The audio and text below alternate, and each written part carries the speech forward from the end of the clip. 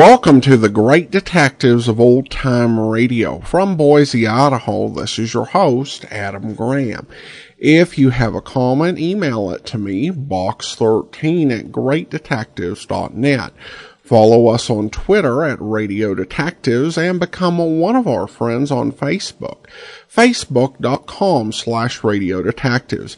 I do want to encourage you to check out my other podcast. Today I'm going to focus specifically on the Classic Comics podcast at classiccomicsguy.com. Now, there are a lot of comics not worth reading, horrible ideas, etc., etc. But we focus on the positive. We're looking for the best comics in the universe, those that still have a sense of fun and adventure. And we take a look at both modern and classic comics in that search. So check out the Classic Comics podcast, classiccomicsguy.com, if you're interested. We also have other podcasts. We've got The Amazing World of Radio, amazing.greatdetectives.net. This one features all the podcasts that are chosen by our listeners for our summer series. We've got our Summer of Bogart, our Summer of Great Movies Over Radio, and of course, our most recent series of the Summer of Angela Lansbury. Plus, there are some other series that I choose to do, such as our holiday episodes and Les Miserables starring Orson Welles. You can check all of them out at amazing.greatdetectives.net. There's my World War II podcast, The War, at thewar.greatdetectives.net. And then, of course, we have public domain video theater, the video version of this podcast at videotheater.greatdetectives.net. Well, now it's time for today's episode of Boston Blackie, and we did have some lost episodes in between last week's shows and this week's, with a couple episodes missing. Today's program originally aired September the 29th of 1948, and the title is Carl Grady, Golf Instructor.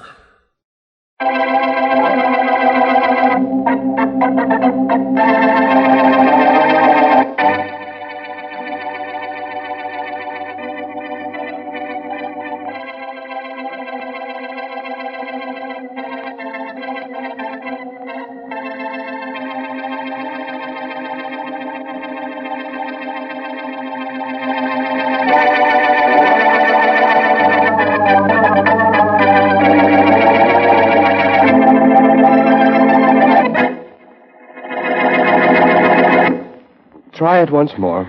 All right. Remember what I told you. Carl. Please, Mrs. Spence. I could remember better if you called me Harriet. If you don't mind the golf swing, you did come to my studio to get golf instruction? Yes, but that was before I met you, honey. When you came here, I saw your husband. That was enough for me. Now, let's concentrate on your swing, shall we? Oh, dear. Try it once more. All right. How was that? Terrible. You looked up. I think I could do it better if you stood in back of me and sort of guided my arms. All right, Mrs. Benson. Harriet, honey. Let's try the swing. Mm-hmm. Left arm straight. Take it back like this. Look, Carl, who wants to swing a golf club? What? I want you, honey. Come on, Carl, you're human. Break down a little bit, There, you see?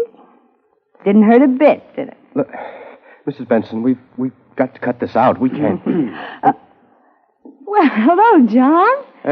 Hello, Mr. Benson. Hi, Harriet. Grady. How's the instruction coming? Oh, fine. Yeah, it looked pretty good. When did you come in, darling? Yes, What do you mean, when? I mean, just this second or just about a minute ago? What difference does it make? Well, Mr. Benson, I can see how it could make a lot of difference to all three of us.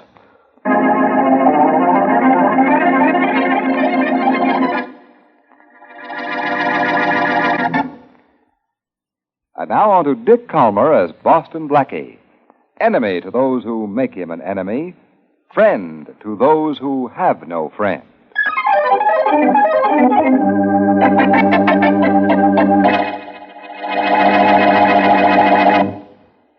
Take it. Don't be calling up with those stupid questions. And don't call me again until you get that new list of colleges. Goodbye. kind of imbeciles have I got working for me? What kind do you want, Benson? And don't you get cute, Gordon. I've got enough on my mind. You seemed a little whacked up when you came back from that studio where your wife was getting a golf lesson. What went on? That's none of your business. Okay.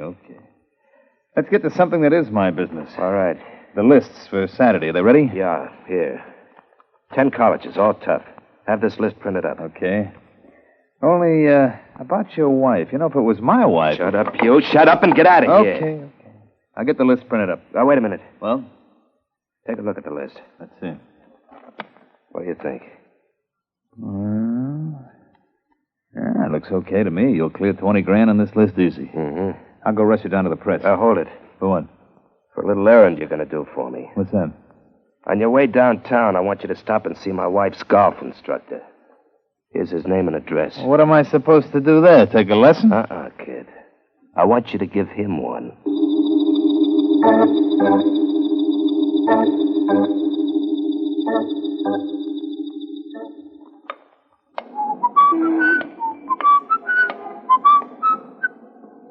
I could have sworn somebody was... Oh, well. Somebody is following me. When he comes around this corner, I'll... Oh, hey! Hey there. Inspector. Oh, great. Why don't you put your hand out when you make a sudden stop? Let's see your license. Blackie, were you following me? I, Inspector Faraday? Don't let Mary hear you. Very jocular. You were following me. Why? I just happen to be going the same direction that you are. You don't flatter yourself. Why not? I know what happened. You heard on the radio there was a murder down here near headquarters. So you came down, saw me, and decided to come with me to see what it was all about. Well, this can't be me talking because the words are strange. But, Faraday, you're absolutely right. Yeah, you don't know how right I'm going to be right now. Do tell. You think you're going to investigate this murder with me, huh? Mm-hmm. Well, I got just one question to ask you. What's that? Who needs you? Now, let's stop this nonsense. Tell me about the fellow who was killed, and I won't go look at the body with you. His name was Gordon, Henry Gordon. Yeah. He has a police record. Okay. He had a cut on his head which killed him. It was about 3 inches long and a half inch wide. Go ahead, I'm listening to you. This must be novelty night, then. Maybe. Okay, one more thing. Yeah. In his pocket, we found a typewritten list of 10 colleges. We don't know what it means, or who killed Gordon, who dumped him in the lot where he was found. But we don't need you to help us find out. Okay, my friend, you don't need me. But I'm going to find out who killed Henry Gordon, needless to say.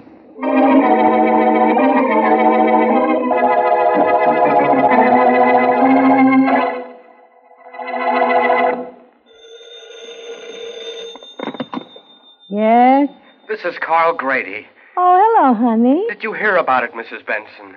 Hear about what? The body of the man they found killed in a vacant lot next to my golf studio. Huh? A man named Henry Gordon. Yes, I heard it on the radio. What are you so excited about? Look, Mrs. Benson. Harriet, honey. Oh, all right, Harriet. I'm not in my studio. I've seen the man who was killed, and you know who I saw with him. Uh-huh. My husband. Yes. Henry Gordon worked for my husband, and he came with us when you gave me my first lesson weeks ago. Your husband sent him to kill me. And you killed him?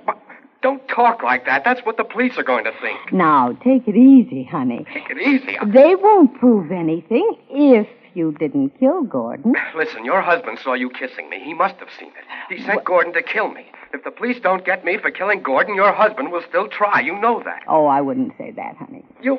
I have a little influence over him. Well, Now, you just be nice to me, and I'll see that he forgets he's angry at you.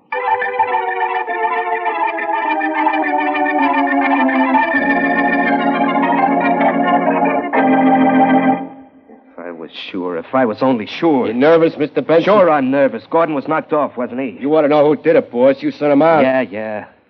Sent him to that golf teacher's studio. They found his body in the lot next door. I think maybe Carver got to Gordon. That's it. It was Les Carver. He wants in on our college racket, don't he? Sure. Maybe he followed Gordon from here and had one of his boys get him. Well, how do we find out? Carver's on his way over here. He called up. Now, you stick close. Keep one hand on your gun. I might need you, Joe, very badly. That's why I'm here. And don't forget. About Gordon, boss. Yeah? The cops found a list of the 10 colleges. Ain't they going to figure what we're doing? Don't be silly. Of course not. Why not? Now, look, Joe, you worry about your gun. I'll take care of the thinking around here. Just you... Hi, Benson. Well... Come on in, Ricky. I got her. Brought a friend, I see, huh? Always bring a friend. Stay by the door, Ricky. Right.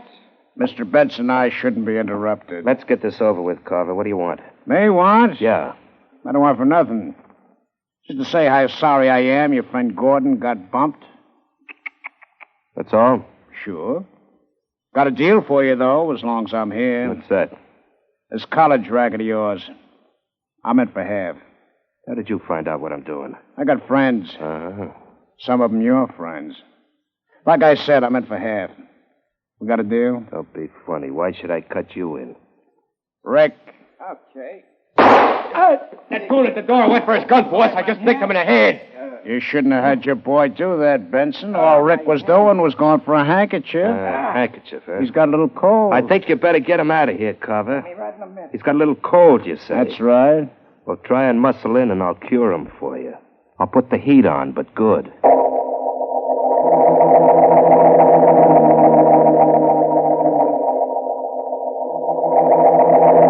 Let me see if I understand this, Blackie. Go ahead, Mary. Well, I've explained it, so if you understand it, explain it to me. a man was killed, a man named Henry Gordon. He'd been hit on the head by some kind of instrument that made a cut 3 inches long and a ½ inch wide. Correct. And he had a list of 10 colleges in his pocket, and he had a police record. That's right. And Inspector Faraday doesn't know who killed him, so you're going to find out. I hope. Mm-hmm. I did a little investigating on a hunch I had. I'll bet. The man I wanted to see was out. Oh? I left word for him to come here. I'm going to want to talk to him alone, Mary, so when he comes... I go. Oh, not far. But of course. Just wait in the kitchen or something. As long as we're waiting for him, though, how about a little radio music? Oh, swell. Turn on the thing. Uh-huh. Oh, never mind, Mary. That's probably my friend. See you later. Sure. And just so my hibernating won't be a total loss, I'll whip you up a steak. Right now, I'm hungry for information. Has no vitamins. Okay, I'm coming. Hi. Are you Blackie? That's right. Come in. You're, Grady, Carl Grady. I got your message. What cooks? You're goose if I don't get some straight answers. What do you mean? Ever hear of a guy named Henry Gordon? I read about his being killed. Maybe you knew him before that. What? It was too much of a coincidence that he was killed near your golf studio. I don't see how. Unfortunately for you, I do. You do? Look, Grady. Yes? Gordon was a hood, a trigger man, the police say. Ever have any trouble with any mob guys? Of course not. The only... Well?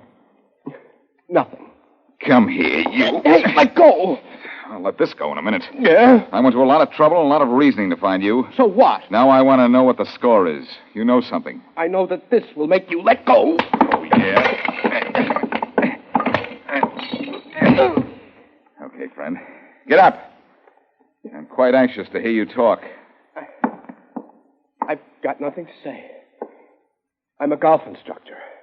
I don't know anything about mobs. You're a golf instructor, pal. Unless you talk, I'm in a fair way to get very rough very quickly. So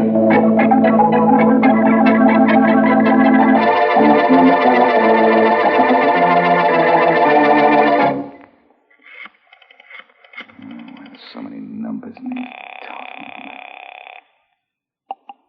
Homicide, Faraday. This is Blackie, Inspector. Yeah, I'm thrilled. Wait a minute, will you?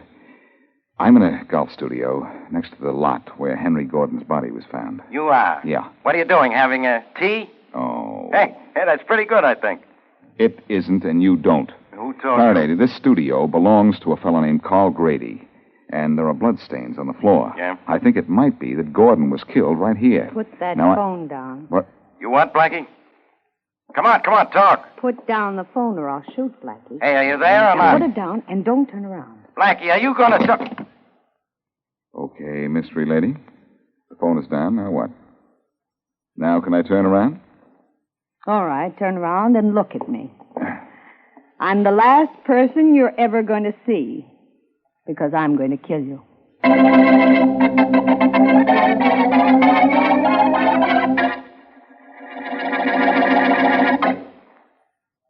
And now, back to Boston Blackie.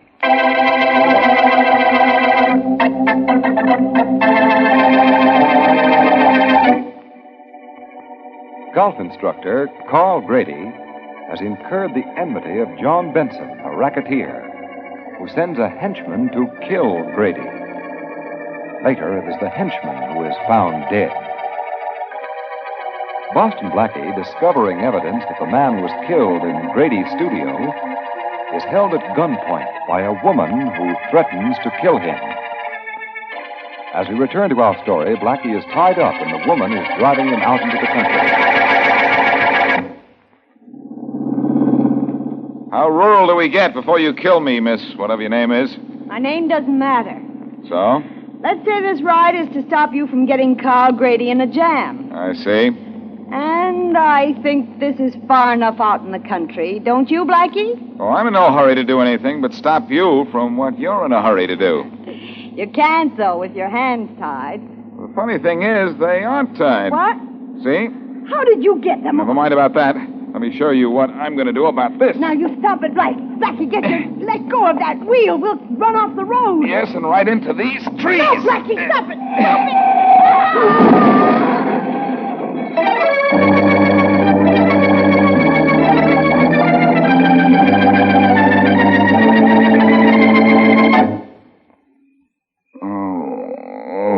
Well, coming around now, are you, fella? Yeah? Oh. Don't look hurt none on outside, except for the lump on your head, big as a pumpkin. You hurt any inside? No, I don't think so. What's your name, fella? I'll tote myself to my house over yonder and telephone your folks. My name's Blackie, Boston Blackie. Oh. And you needn't phone anyone. What happened to the girl? What girl?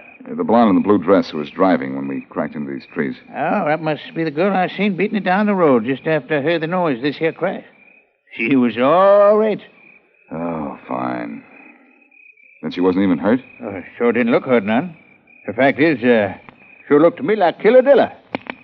My friend, you are exactly half correct. What's that? She was a killer, all right.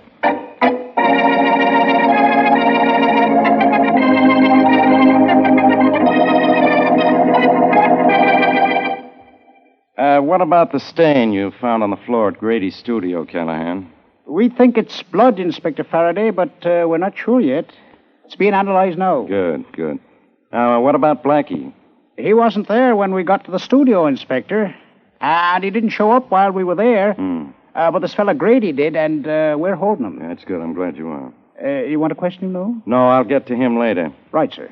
Right now, I'm worried about Blackie. He hung up on me when he was talking to me from Grady's place. Oh, yes? I think he's run into trouble. Was he knocked out while he was talking to you? No, I said he hung up. Oh, yes. Without any reason or explanation. Just hung up right in the middle of a sentence. And I have an idea he's in the middle of a mess.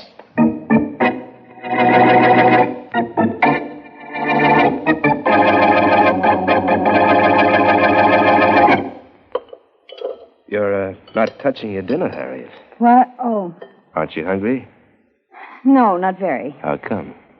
Had a rather bad afternoon.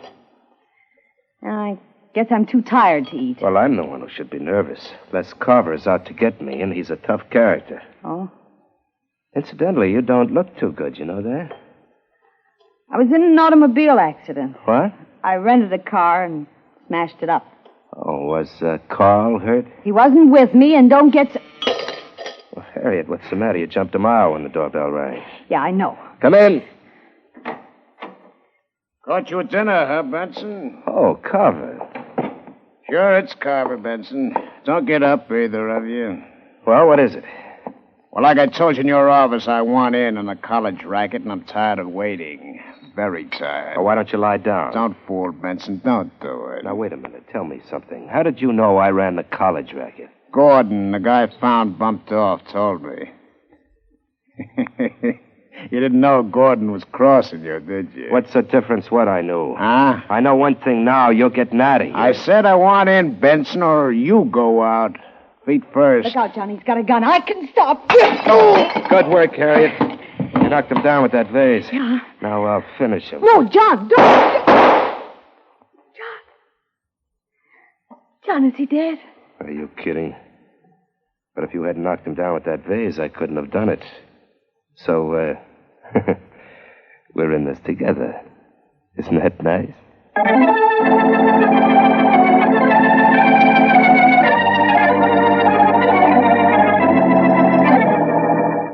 Grady, after Blackie's call from your studio, we picked you up, and you're going to stay here at headquarters until you forget how to play golf. If you don't tell me what you know about the Gordon killing. I've told you all I know, Inspector Faraday. You've told me nothing. That's all I know. I heard the guards talking about another killing tonight, a man named Les Carver. I suppose you think I killed him, too. Who knows? I'm interested in one murder at a time. Well, I had... Look, you're on a spot. But... Your golf studio was right next to the lot where we found Gordon. That mark on Gordon's head could have been made by a golf club. Blackie figured that, and he also found blood stains in your studio. I don't know. Hello, Faraday. Oh, Blackie, what was the idea of hanging up that phone on me? I'll tell you that later. And also tell you about a beautiful blonde who tried to kill me. Yeah, well, I'll give her a medal for trying anyway. Oh, you will. What do you know about the Gordon killing? It was strictly a racket job, Inspector. So was the Carver murder. Les Carver and a guy named Benson didn't like each other, you know. I know that, but what was their racket? Well, I can guess. Remember the list of colleges you found in Gordon's pocket? Yeah. Well, that's it, Inspector. It's a list of college teams who play each other this week. And what about it? If a guy picks all 5 winners, he gets 30-1 odds. Yeah. Miss one and he loses his bet. Sounds good to suckers, but it's about 100-1 against him. Okay, so you know the racket. Now, who killed Gordon and Carver? Well, Gordon was killed in Grady's golf studio, and one of Grady's golf clubs was used to kill him. Yeah. So let me question Grady. Look, I'm questioning him. Now, don't bother me. Only one question, Faraday. Grady. Yes. A blonde woman with dark blue eyes held me up at your studio and later was going to kill me. Who is she? I'm sorry, Blackie, but I don't have any idea. All I know is I'm being framed. If I ever get out of here, I'll attend to whoever is responsible. Why don't you let him go, Faraday? Grady's game is golf. It's very apparent he isn't even going to play ball.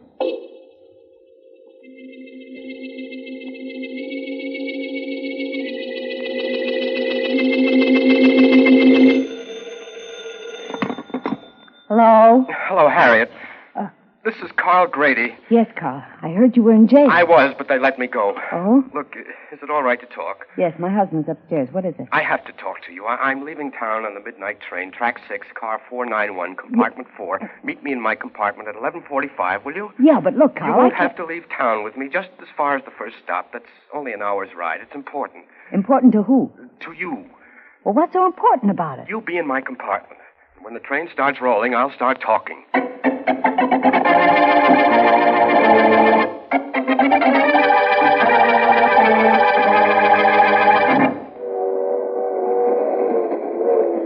Well, Carl, I'm here. Uh-huh. What's this all about? I can tell you now, Harriet. I think that fellow Gordon was killed in my studio by you. By me? Yes. Why would I kill him? I'll tell you why. You found him in my studio. Yeah. Knew he was waiting to kill me. So you hit him with a golf club. Then dragged him outside to the lot where he was found. Oh, you're crazy. No. Yes, you are. Then when Blackie found the bloodstains, you thought I'd be trapped, so you tried to kill him. What? You must love me enough to leave town with me. Carl. Wait. Who is it? Conductor, your tickets, please. Oh, sure. Wait, I'll unlock the door. There we are. Thanks, Grady. Now, both of you just sit down. Now, John. Look, Mr. Benson, your wife was just going as far as... My Yes, wife darling. and you have both gone as far as you're going, Grady. Now we'll have a little talk. No, John, believe me, darling. Mr. Grady has me here because he thinks I killed Henry Gordon. He wants to help me get away. Sure. Silly fella. Doesn't he know I killed Gordon myself? You killed him in my studio. Sit Why down, did- Grady. I'm not ready to kill you yet, but I'll do it if you move. John, you killed Gordon. You Why? heard what Carver said before we killed him, didn't you? Gordon was double-crossing me. Well, I knew that, too. Well, why did you have to make it look as if I killed him? Because I wanted to get rid of you, too, Grady. What? Or at least cause you a lot of trouble for making love to my wife. So I followed him to your studio and killed him with one of your golf clubs. Well- And then I dragged him outside. I knew the cops would grab you right away. So that's what the story is. John, listen to me. Look, honey, I don't care about Gordon. I don't care about Carl. It's always been me. Shut up, Honey, will you? Honey, I know what I saw in Grady's studio and what I see here, and I'm going to do something about both of you right now. I can handle you and your gun. That's what you'll think. And now I'll finish him the way I finished Carver. no, John, And then, no. Harriet, I go to work on All right, you. Benson, drop it again. Harriet. If you dropped that gun, Benson, instead of trying to shoot it, you wouldn't have killed your wife. Come in, Faraday. We have Benson for another murder in addition to the 2 we heard him brag about. All right, Benson, behave yourself. Now, let's get going. Hey, Faraday. Yeah? Looks as if our golfer friend is coming out of it. Yeah, you'll be all right. Blackie, we followed this Grady character after you talked me into letting him out of jail. I wonder how this Benson guy got here. Oh, I imagined he'd follow his wife if she went out. Inasmuch as he never did trust her, right, Benson? Sure, it's right. I followed her here, knew she was going to leave town with Grady, and I was going to kill them both. Well, Benson? Huh? Looks like your killing career is over. And so is your racket activity. It sure is. You won't be handling any more bets on college games. You can say that again, Blackie. Not right now. Yeah. Faraday, you see to it that Benson here doesn't fool with colleges anymore. Yeah, you can bet on it. That he switches from the seat of learning to an entirely different kind of chair.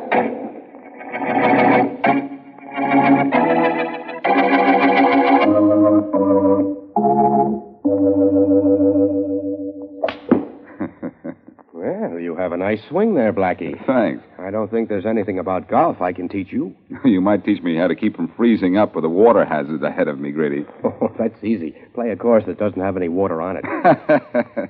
Let's see that swing of yours again. Okay. Oh. You know, Blackie, I think you could teach me a few things about golf. Well, I hope I've taught you a few things, Grady. Such as not protecting people who don't deserve it. Yes, you have. Especially killers. But Mrs. Benson didn't kill Gordon. I know. I merely thought so, and I thought she did it to protect me. I was just trying to return the favor. Yes, and what were the thanks you got for it? Exactly. A couple of bullets that might not have missed. If Benson were as good a shot as you are a golfer, you'd be dead. Well, I don't intend to get mixed up again with people like the Bensons. From now on, I'll stick to golf. Do that, Grady. Because murder is out of bounds. And it doesn't cost you a stroke. It generally costs you your life.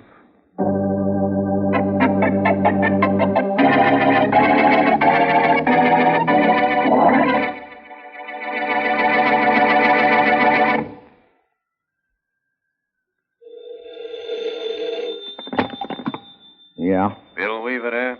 Yeah. Is Weaver speaking? Could be. This is Joe Gatling. So? You don't know me and I don't know you, but I think we ought to know each other. That's one man's opinion. Want to know why? You want to tell me? My old man died last week and left everything he owned to me. Huh? You remember my old man, Danny Gatling, don't you? Sure. We did business together a couple of times. Yeah. Nice guy, your old man. Sure, great. Yeah? But all he left me is $1. An ordinary $1 bill. Oh, that's tough. Oh, I don't think so, because he told me you'd like to have the dollar he left me. Huh? That's right. Well. I want you to meet me somewhere, let's say in back of that old closed-up filling station on Bleak Street in an hour. Can do. I thought you could. You'll, have the dollar bill with you? Sure, I'll have it. And I'll sell it to you, Weaver, for $50,000.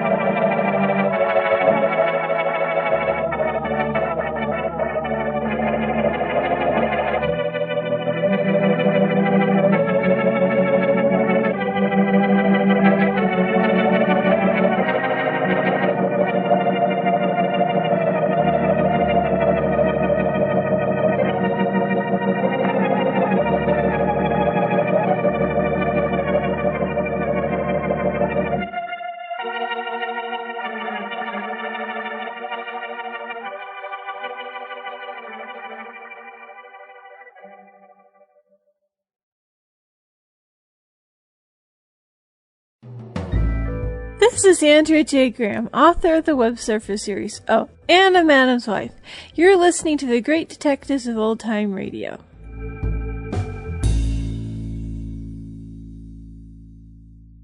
Welcome back. Well, it's definitely not worth it to be golf instructor to the underworld, apparently. It was interesting that there were multiple suspects for who did it. The only thing I didn't like is we didn't really have a lot of clues. It essentially came down to finally waiting for the killer to say, oh yeah, of course I did it. But at any rate, we turn now to listener comments and feedback. Regarding the episode 2886, Bill writes, "Hi Adam, a decent episode today, even with a character with a verbal tick, but what threw me was Sergeant Matthews. He's been on before, but I can't remember him being the stereotypical Irish cop with an accent. Thanks."